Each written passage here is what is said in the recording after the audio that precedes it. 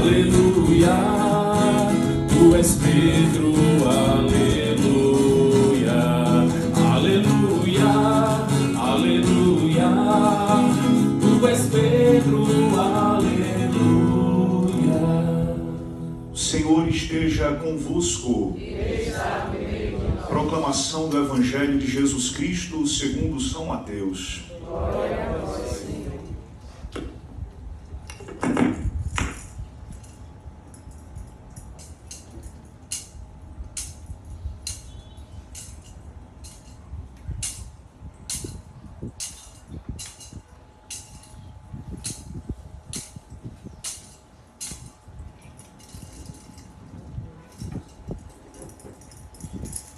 Naquele tempo, Jesus foi à região de Cesareia de Filipe e aí perguntou a seus discípulos: quem dizem os homens ser o Filho do Homem?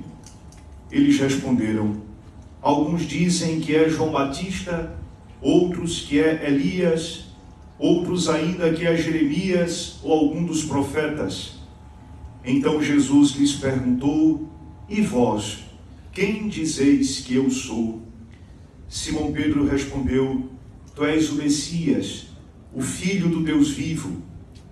Respondendo, Jesus lhe disse: feliz és tu, Simão, filho de Jonas, porque não foi um ser humano que te revelou isso, mas o meu Pai que está no céu.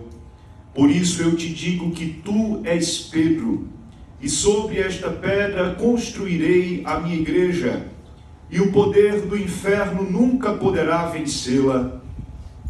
Eu te darei as chaves do reino dos céus. Tudo o que tu ligares na terra será ligado nos céus. Tudo o que tu desligares na terra será desligado nos céus. Jesus então ordenou aos discípulos que não dissessem a ninguém que ele era o Messias. Palavra da salvação. Glória a vós, Senhor. Aleluia, aleluia, tu és Pedro, aleluia, aleluia, aleluia, tu és Pedro, aleluia.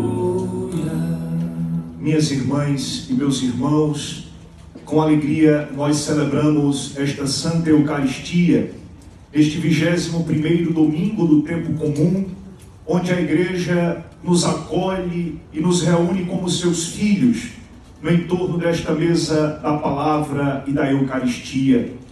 E muito felizes somos nós porque a palavra providencial de Deus para nós hoje recorda-nos, relembra-nos algo que é essencial na nossa condição de discípulos e missionários do Senhor Jesus, que é a nossa adesão a Cristo e a Igreja, a sua esposa.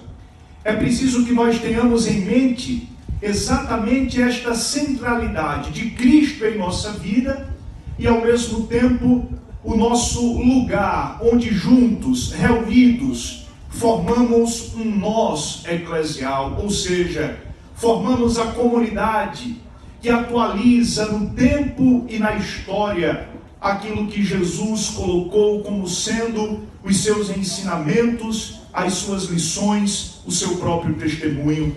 Há em nosso tempo pessoas que querem Cristo sem a igreja. E, da mesma forma, ao contrário, há pessoas que até querem a igreja, mas sem Cristo. E, tanto de um lado quanto de outro, nós encontramos um problema grave.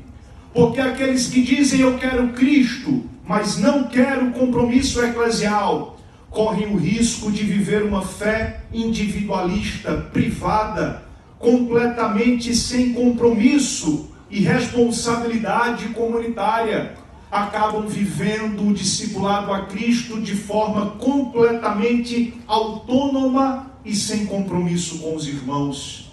Essa semana no Evangelho nós escutávamos alguém perguntando a Jesus qual é o maior de todos os mandamentos, e ele dizia: amai a Deus sobre todas as coisas e, ao mesmo tempo, o próximo como a si mesmo. Ou seja, A presença nossa na igreja não é uma presença como alguém que se associa a uma ONG, como alguém que se associa a um grupo de amigos, a um clube de benfeitores, mas a nossa presença na igreja, meus irmãos, minhas irmãs, é exatamente a efetivação, o compromisso, a condição resguardada de nós podermos coletivamente, como família, efetivarmos aquilo que o Senhor Jesus desenhou como desejo do Pai para a humanidade. Por isso, nós corremos um sério risco quando abraçamos Jesus isoladamente, sozinhos, ao nosso jeito, sem sermos questionados, sem sermos às vezes roubados em nossa paciência, porque conviver com o diferente, conviver com aqueles que pensam de modo divergente, também não é simples, é complexo, mas é aí que exercitamos o nosso modo de santidade. De outro lado, corremos nós o risco de sermos pessoas de igreja, mas sem Cristo. E aí tem um problema maior ou igual ao primeiro que eu coloquei. Porque abraçamos a igreja de forma absoluta e somos até igrejeiros demais, mas esquecemos que esta igreja não sobrevive sem o seu esposo, sem o autor e a razão de ser da própria igreja, que é Cristo. O que adianta sermos muito bons católicos, mas não cumprirmos aquilo que Cristo coloca como sendo essencial. Por isso, o amor a Cristo implica automaticamente no amor e na vivência comunitária da igreja. É nisto que a liturgia de hoje nos apresenta, é isto que a liturgia de hoje nos apresenta. Depois de um envio missionário, Jesus reúne os seus discípulos e faz uma pergunta, que também é uma pergunta para nós. Quem dizem os homens ser o Filho do Homem? E a resposta primeira dos discípulos, reunindo o ensinamento, reunindo a palavra de todos os que eles escutaram ao longo do caminho, é uma palavra que assusta Jesus, porque aquelas pessoas olhavam para Jesus e o enquadravam no passado, olhavam para Jesus e o colocavam como um homem na linha dos profetas, e começam a dizer: uns dizem que tu és João Batista, outros que és Elias, outro que és algum dos profetas antigos que ressuscitou. Jesus olha para os apóstolos e pergunta de forma direta aqui neste versículo 15: e vós, quem dizeis que eu sou? Essa pergunta também é para nós. Quem é Jesus para nós? É um taumaturgo, um fazedor de milagres? É uma espécie de caixa rápido que quando a gente está com necessidade, a gente vai lá, digita algumas palavras bonitas de oração e logo ele nos dá o que queremos? Será que Jesus é mais do que isso, um amigo que nós podemos confiar em todas as horas? Quem é Jesus para nós?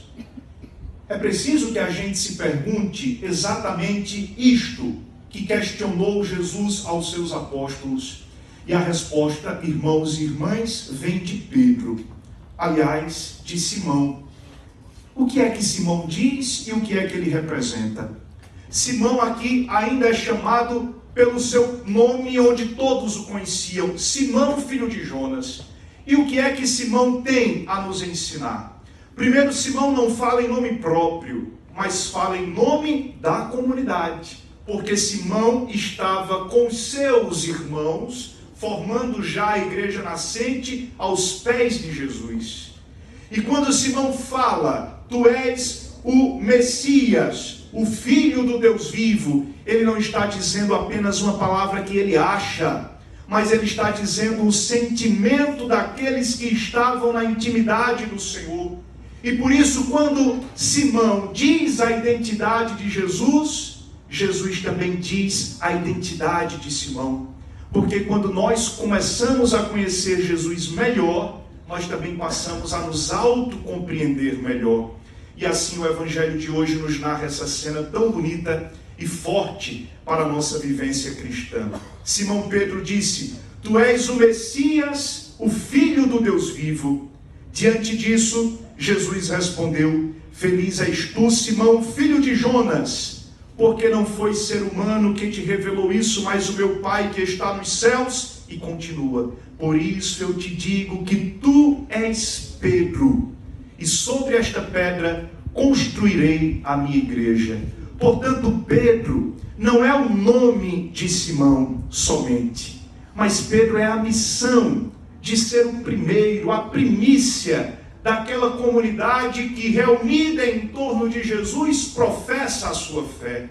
É interessante perceber isso, meus irmãos, porque Jesus entrega a Simão, agora identificado como Pedro, uma missão muito parecida com aquela da primeira leitura. Percebam, Jesus diz assim a Pedro: eu te digo que tu és Pedro, sobre esta pedra construirei a minha igreja, o poder do inferno não poderá vencê-la, e eu te dou as chaves do reino dos céus. É por isso que às vezes a imagem de São Pedro tem aquela chavezinha na mão. Eu te dou as chaves do reino dos céus, o que tu ligares na terra será ligado nos céus e vice-versa. Que poder das chaves é este? É preciso a gente voltar à primeira leitura, porque o profeta Isaías na primeira leitura narra uma fofoca, podemos dizer assim, porque não é uma coisa que está ali nos grandes acontecimentos, mas era algo que aconteceu dentro do palácio do rei. E o que aconteceu no palácio do rei não está narrado aqui neste versículo 19 do capítulo 22 de Isaías, mas nos versículos anteriores. Quem quiser saber toda a história do que aconteceu em casa, tem que ler o capítulo 22 do profeta Isaías. A questão fundamental é que Sóbina, o administrador do palácio do rei, começou a fazer para si um túmulo, mandar talhar na pedra o lugar onde ele, que era o administrador, responsável pelas chaves, ele começou a fazer um túmulo, ou seja, ele começou a se preocupar mais consigo do que com os outros. Ele tinha o poder das chaves, ou seja, ele estava na porta do rei e deixava ou proibia aqueles que podiam ou não entrar. Era um homem que estava de confiança do rei, próximo às pessoas, mas ele gastou o tempo todinho fazendo um túmulo bem bonito para si. Imaginem, era alguém que tinha as chaves, mas não usou o poder das chaves para o benefício coletivo.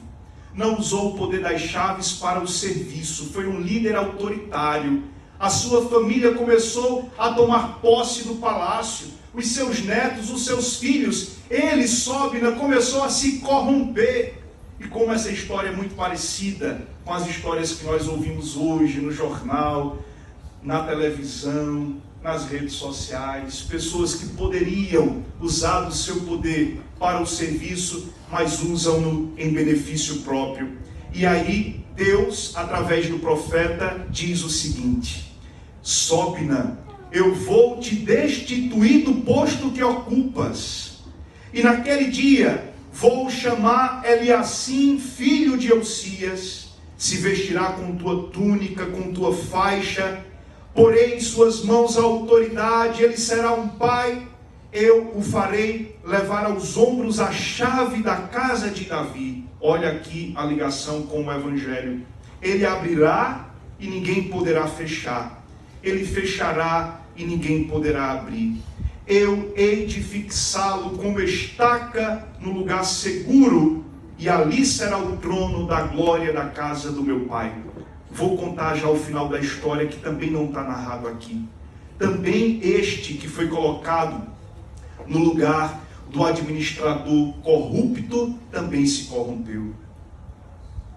E por isso o Evangelho é para nós uma fonte de esperança, para que Pedro, representando o primeiro da comunidade que recebe essas chaves, possa fazer da igreja também este lugar que sirva não para benefício próprio, mas para o lugar, como diz o Papa Francisco, de todos, todos, todos. Pedro hoje é o Papa Leão XIV, que por causa de Cristo, como escutamos na segunda leitura, tenta fazer com que esta porta da igreja esteja aberta para todos.